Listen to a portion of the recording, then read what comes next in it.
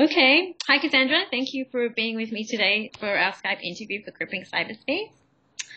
I'm going to start with the list of questions here. So the first is, what do you think are the alternative constraints or possibilities for disabled people in cyberspace?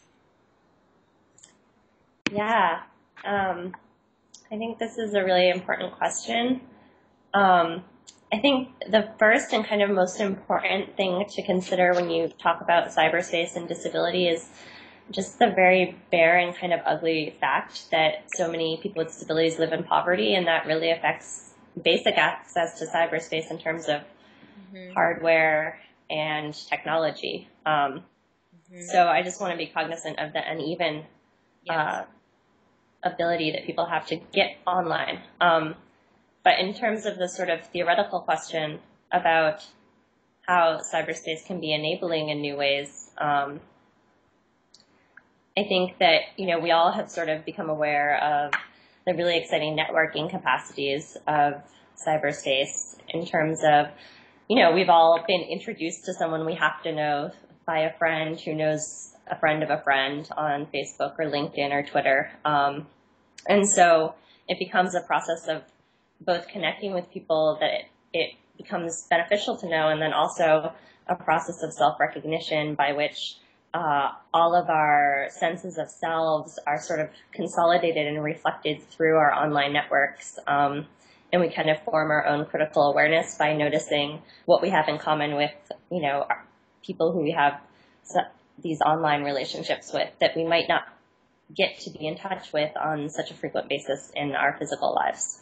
And then also, I think, especially doing research in Russia and a part of the world where a lot of people with disabilities are extremely isolated from one another and from segregated from mainstream society, online life can really offer an outlet from a sense of isolation. Yes. So that you can participate in a social life without ever leaving your apartment. And then also, I was reading through these questions earlier, and I was really thinking about how, for disability theory, there's something really nice about the digital age in that it kind of brings into being a ubiquity of prosthesis. So, Donna Haraway predicted that we would all become cyborgs.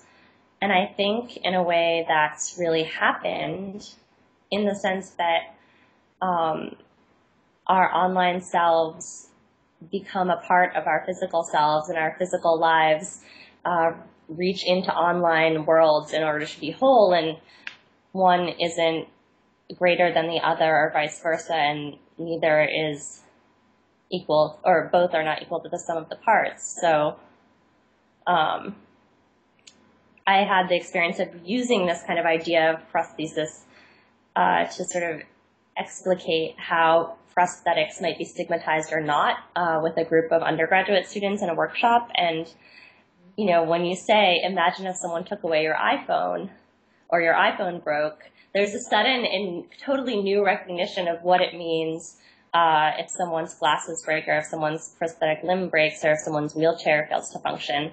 And so I think there's a really nice development there of the normalization of prosthetic technology that hasn't been stigmatized or hasn't ever existed in the medicalized gaze. So I think that that's a really promising thing that might develop. Oh, that's brilliant. Okay, and so the next question leads off the first. So how are barriers or possibilities in physical space then different or even the same to that of cyberspace for disabled people? Do you mind? Yeah. I've been thinking about this a lot through the process of working on this artwork for this project. And I think, first of all, the sort of obvious thing to say is that the insights from universal design in the physical world still hold true in the virtual world, which is that there is no utopia. And something that might be enabling for one user can be totally disabling for someone else. So just the way like the chirping sidewalk crossing might be really enabling for someone with low vision, it can be totally distracting for someone with autism. And then a similar thing can happen online where technological interfaces might be fantastic for someone and totally exclude other people. So that's one thing. Another thing is that, you know, especially I've really been running into this, I've been thinking through this project, is this question of how the environment is built, you know, and in sort of spatial geography and universal design, we talk a lot about the built environment, and I think kind of take for granted that when we say the built environment, we mean the physical environment, but we then use the word to build when we say to build a website, and in some ways that's a metaphorical linguistic construction, but in other ways it's completely not. It's a very literal literal construction. Not meaning to make a pun there, but I think, you know, when we are constructing a website, we're thinking very carefully about how pieces fit together and how design and elements might result in certain outcomes for users. And then you also have the sort of resulting question of how easy is it for users to rebuild or change or manipulate a given environment? And in some cases, it's easier to manipulate an online environment, and in some cases, it's easier to manipulate a physical environment, but that also depends on who you are and what your embodiment is like. Right. So, very good.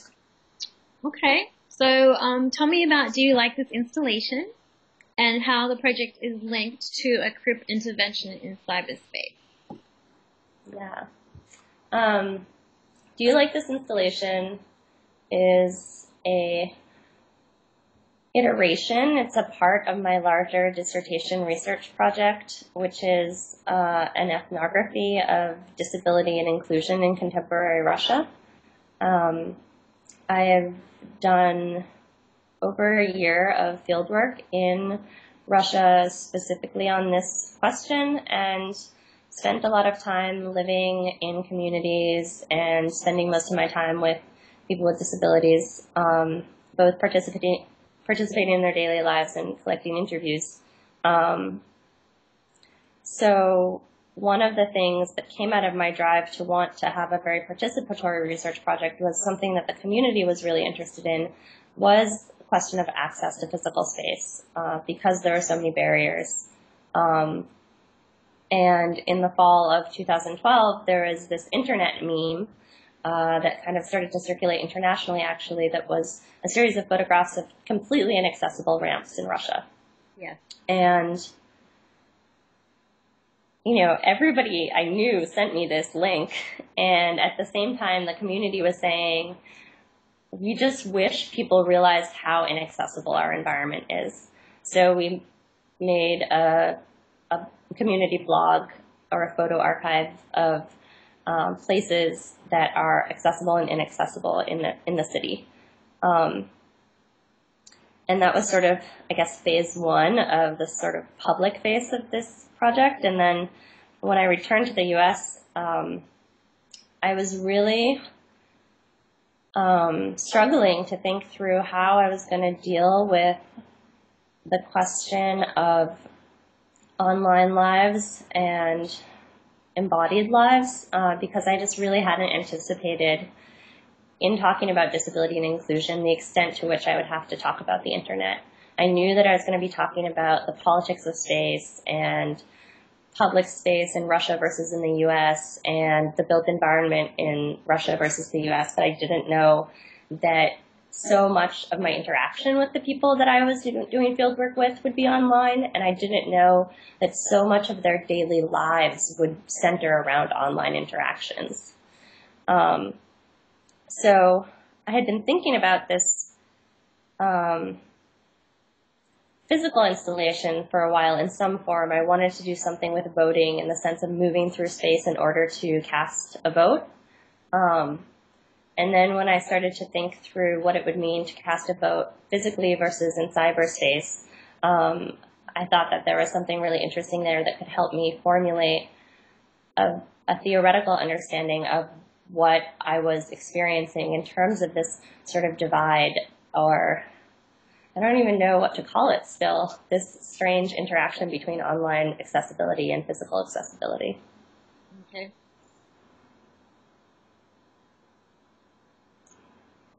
So I guess I was sort of thinking through all of this in this paradigm of ethnographic installation, which is something that I've been working on as a way to sort of take ethnographic observations from fieldwork and rework them or access them or build them anew in the form of contemporary art through a sort of very simplified, very clean interface in the idiom of contemporary art.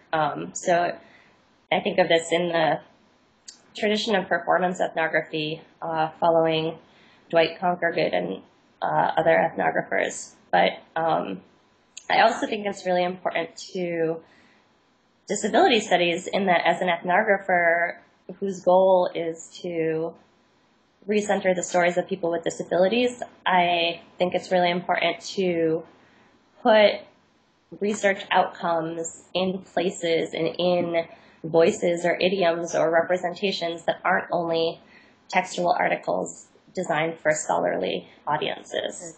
So this is sort of an attempt also at a public anthropology that lets lay people and research participants interact in the process of knowledge creation in a much more explicit way than just being interviewed. Yeah, brilliant. Okay, so what is the relationship then between, you've already talked a little bit about this, but if you could elaborate, so the relationship between the physical and virtual platforms of Do You Like This Installation, does it look and function the same, or is it different, and how are you trying to connect these two spaces? Right. So I think the kind of core of this is I wanted to lay bare how design can preclude or produce certain outcomes by intentionally or unintentionally allowing access. So the design of the installation in the physical space is such that a participant enters the space and finds that they're prompted with a question, like, here is your ballot. Do you like this installation? Vote yes or no by placing your ballot in the appropriate box. And there's a ballot box labeled yes and one labeled no. But for people with normative embodiments, the yes box is easily reachable, but the no box is out of reach.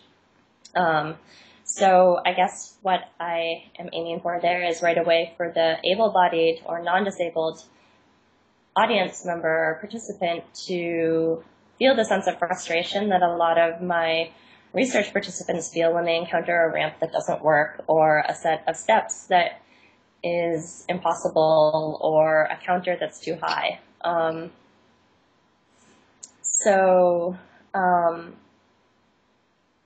Then the kind of trope to that, the kind of, or I guess escape hatch from that is that there's also a website, and even standing in the physical installation, if you have a handheld cell phone that's internet enabled, you can go to the website and you can vote yes or no freely from the website.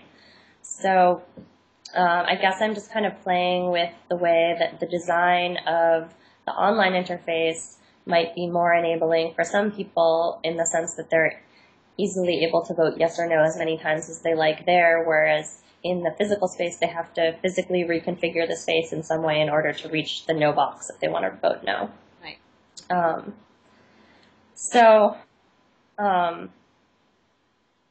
I guess, again, that kind of comes back to the question of whether it's easier to physically or to redesign physical space or cyberspace, and for whom, and how does access to technology change that. And I think there's sort of a ongoing battle in the world right now, even on a geopolitical level, aside from the sort of very personal, nitty-gritty level, for who gets to control how cyberspace is designed and who gets to control how physical space is designed.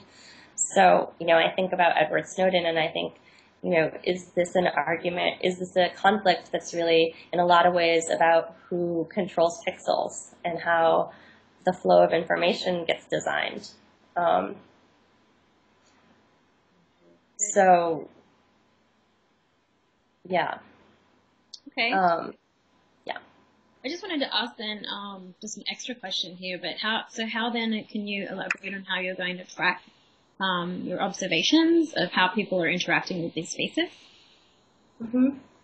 Yeah, so I guess the third component of the project, in addition to the online and physical interfaces, is the data collection process, which is both sort of a tongue-in-cheek gesture to, like, me as an ethnographer. I'm standing there with my clipboard in the corner, scribbling notes, and then regurgitating this information in the form of kind of absurdist charts. But I actually think that there will be something really fascinating that comes out of this process. I'm tracking the online interface in terms of just Google Analytics, who comes to the website and who visits the voting page, where they're from in the world, and what time they visited the website.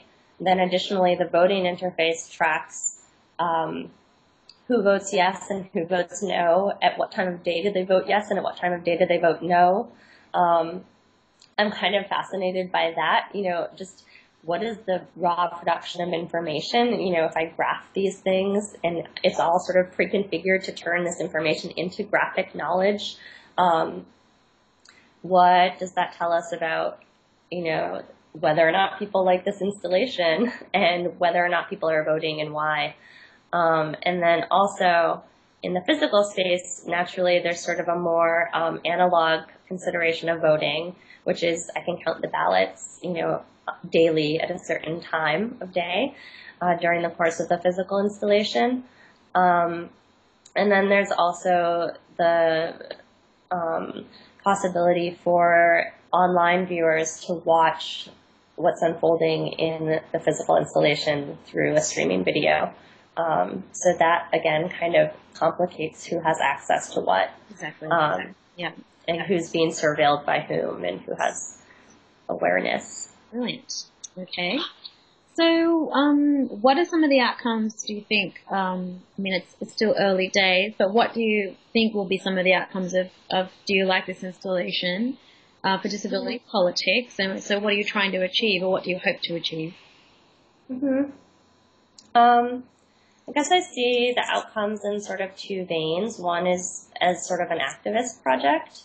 And in this sense, I am thinking about artists who are using kind of viral digital interfaces to spread ideas. I think Sarah Hendren's Accessible Icon project did that really well.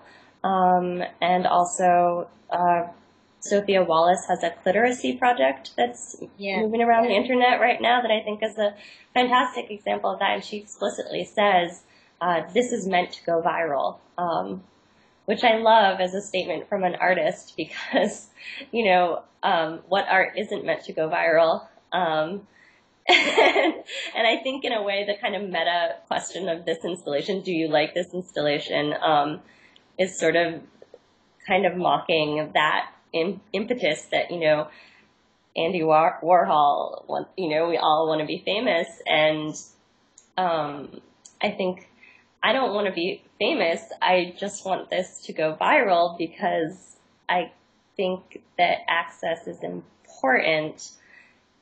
And it's kind of a confounding circle where you think through this ego versus the political outcome of the project.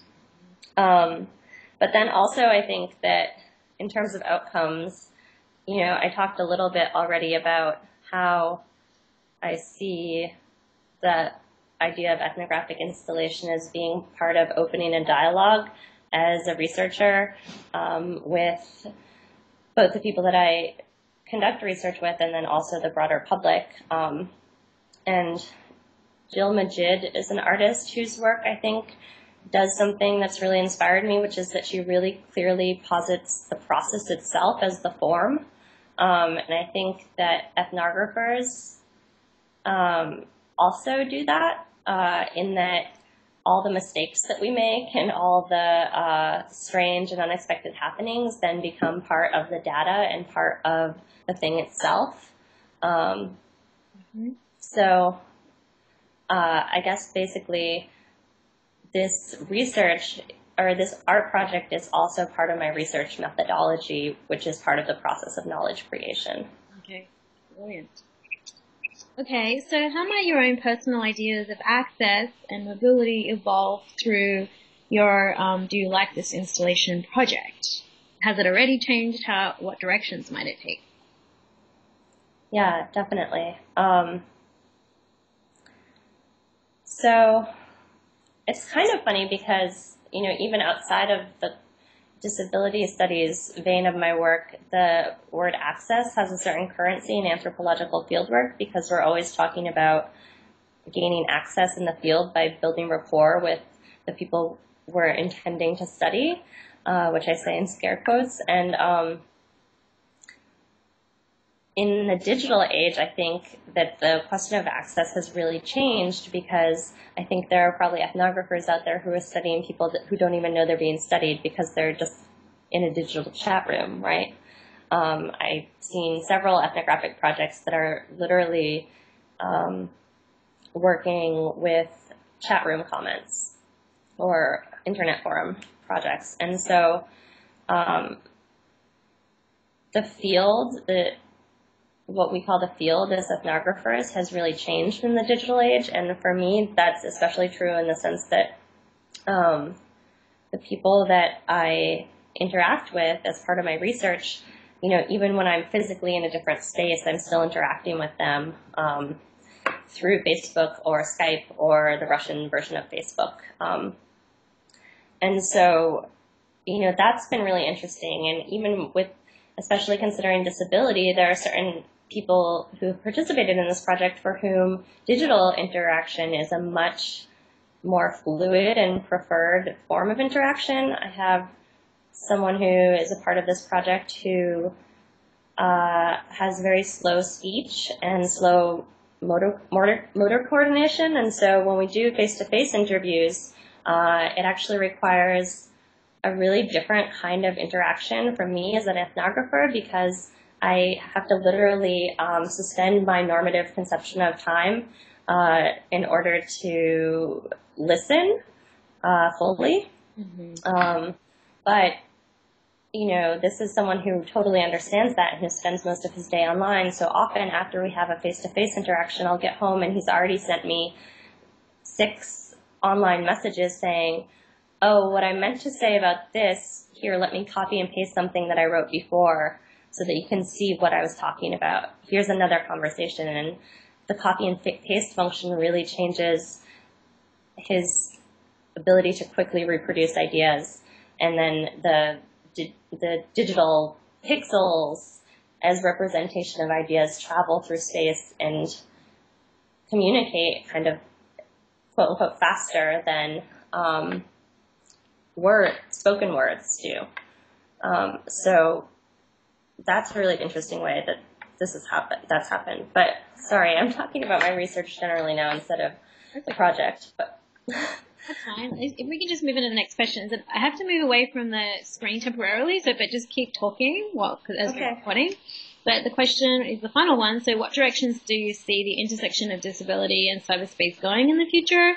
And then I'm just curious to know how you found engaging in this project of the Cripping Cyberspace, the virtual exhibition process, and if it's been challenging, etc. So it's a two-pronged question. Yeah. So I think that in terms of disability in cyberspace,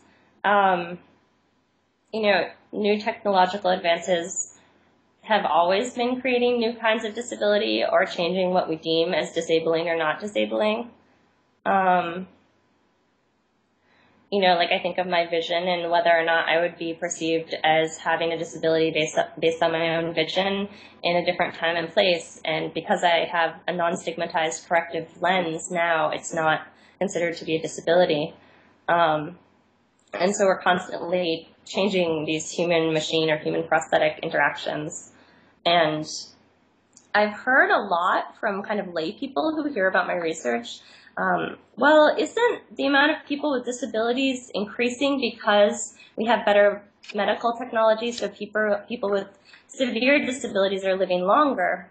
And what I kind of say to that is that,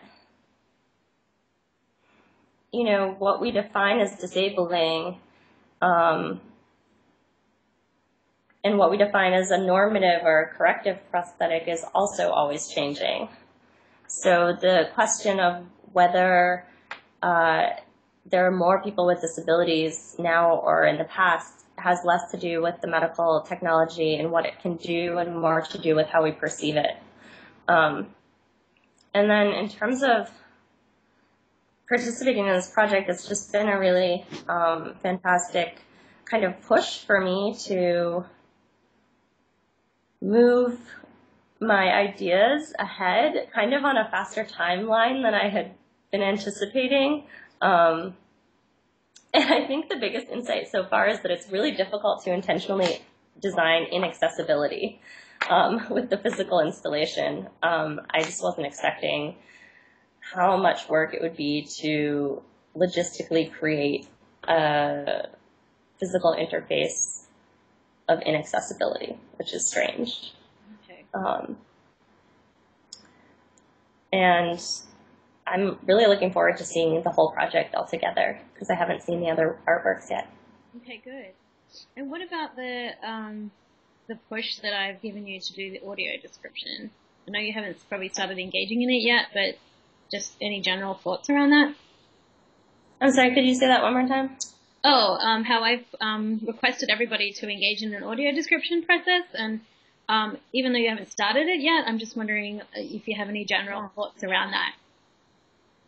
Yeah, I got your email about that today, and I was thinking about it, and I was thinking, you know, first of all, it's a big job, you know, and, you know, that's sort of like the first thought, right? And I guess I was sort of thinking that what's kind of interesting about this project is that, you know, given that there's no utopian design, because design is always kind of a process of trying something and trying something else, the question isn't really about how we do it the first time, sort of so much as how we are able to constantly reconfigure to make things work. And so I think that that's sort of the new perspective on accessibility that I'm coming to by thinking that through in terms of just flexibility to difference. And also the learning process that results from translating something into a new form in order to make it accessible for another audience or a particular audience. Yes, exactly. Okay. Is there anything else you wanted to add before we end the interview? No. Anything that we missed? I want to interview you now. Okay, well, maybe next time. Okay. Anyway, I thought that was quite good. But thank you so much for being part of this project. Yeah, I'm so excited. It's really fantastic.